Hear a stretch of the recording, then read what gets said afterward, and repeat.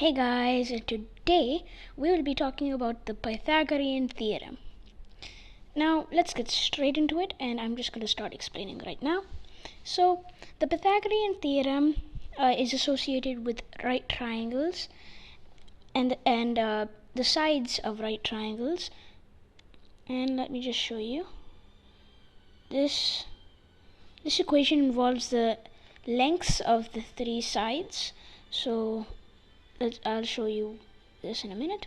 So we can call the side A, B, and the hypotenuse is always, in the Pythagorean theorem, the hypotenuse is always C, and the other two sides are A and B.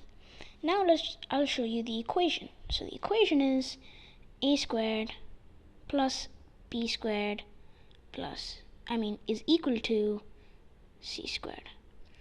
And C referring to the hypotenuse. What this equation is saying is that the length of this side squared plus the length of this side squared is going to be equal to the length of this side squared. So let's just look at a problem here. So I can just erase all this, and now we'll replace these variables with real numbers. So we can put in our B spot, we can say 3. In our A spot, we can put 4. And in our C spot, let's just keep it a question mark, because using this equation, we can find any side of a right triangle, as long as you have two sides already. So now we just input these numbers into our equation. So 3 squared plus 4 squared is equal to C, or question mark right there, C squared. And 3 squared is 9 plus 4 squared is 16, and that is going to be equal to C squared.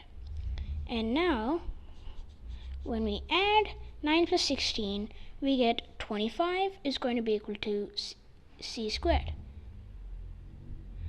And now, since we know that, we can take the square root of both sides.